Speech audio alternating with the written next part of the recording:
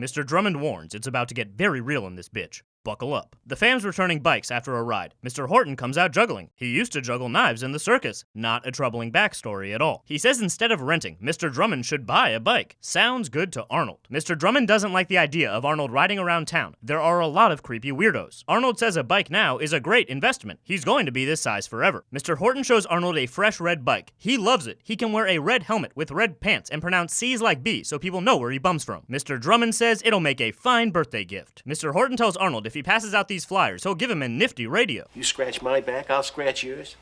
You keep coming up with these presents, you can scratch me all over. He might just take you up on that, Arnold. Arnold is unsuccessfully distributing these opposite of treasure maps. Dudley shows him how a real salesman does it, then wants in on the offer to hand out a pedophile's leaflets for a free radio. Arnold announces he gave out all the flyers. That is great, Arnold. You're sure some terrific passer-outer. I have a way with words when I put my mouth to it. Maybe don't advertise what that mouth do. Mr. Horton says this calls for a celebration. How about a banana split in his attached apartment that features one of those arcade cabinets older men are known to have loved in the 1980s. Arnold, this is the tallest, the sweetest, the gooeyest, the stickiest, the most disgusting banana split I think I've ever made. That checks out. Most of his disgusting sticky messes aren't very tall at all. The way I eat it, it won't have a chance to melt. My tongue's faster than a hummingbird's wings. Arnold, please say less right now. Mr. Horton says it sucks. Arnold's dad won't give him the bike until his birthday. But if he wants to swing by after school, he can ride that red thing. Maybe take the bike for a spin, too. But do not tell Dada about the bike. Matter of fact, don't tell Dada shit. Arnold tells Dudley the awesome news that Mr. Horton has toys and trains and video games. It's like Michael Jackson's house. Just like Michael Jackson's house. And he might be able to get Dudley in on the banana-shaped stuff-in-your-mouth action. Mr. Horton sees his young guest and plants some porn between comic books. Very weird laugh track. He invites them into his sad apartment for pizza. He says the za is cooking, but he needs to go to the front, so peruse his well-stocked literature in the meantime. Arnold's mind is blown. That's a titty. That's a titty. Whole book full of titty. Mr. Horton catches them and says, it's all good. A little titty never hurt no one. The human body is a work of art. Now here's some pizza with a not-so-subtle sales pitch on the side. You know, guys, you can just have an awful lot of fun with your clothes off. Unless, of course, you live at the North Pole and going to freeze your tush off. Very, very weird laugh track. He says skinny dipping is fun. Here are pictures of him swimming naked with kids to prove it. Dudley says it looks like a party. Arnold is not about that life. Mr. Horton asks if these young adults want a little wine with their pizza, like in France or Michael Jackson's house. Arnold says no way, but when Dudley says yup, Arnold refuses to let him drink alone. True friendship. Mr. Horton says, let's play Instagram. Dudley can be Tarzan, but Tarzan never wore a shirt. Better pop that thing off, Dudster. Now let's take some pictures, drink some wine, have a good time, to be continued. Right now. Horton says Tarzan needs a lion. He volunteers. He loves lying to kids. But first, more jungle juice. Arnold says no thanks. That stuff nasty. But when Dudley calls him a punk, Arnold says pour up drank. L'chaim.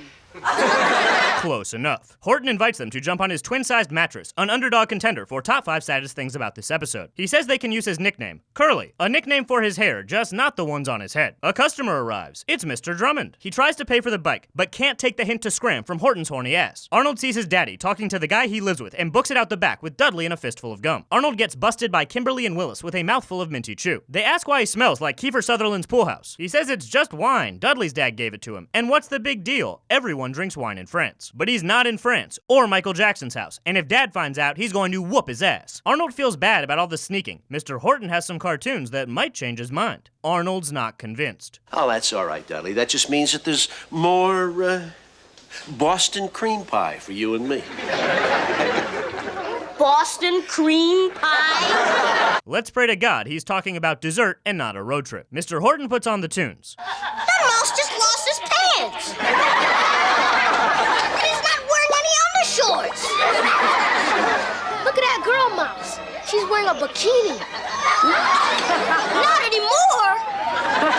Very, very, very weird laugh track. This vintage hentai finally exceeds Arnold's capacity for bullshit. He's taking his cream pie to go. Mr. Horton says now they can play Neptune. It's a water game in the shower. Dudley's gonna love it. Dudley's dad swings by the Drummond residence. He politely requests they stop sending Dudley home sauced. Yesterday he came home smelling like Nick Nolte's Golden Globes tuxedo. Mr. Drummond denies the allegations. Willis and Kimberly spill beans. They say Arnold came home schmambammed, but claimed he got loose at Dudley's house. Dadley is going to talk with his son. Mr. Drummond is going to go whoop Arnold's ass. Time to tackle the serious topic of preteen alcoholics. He came to discuss something that I found quite informative. Oh, what's that? You and Dudley hitting the bottle.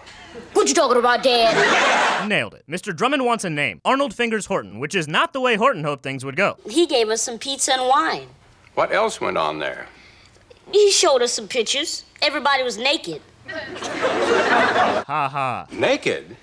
And he showed us some kinky cartoons. Ha ha. What do you mean by kinky? Well, you told me about the birds and the bees, but that's nothing compared to what those mice were doing.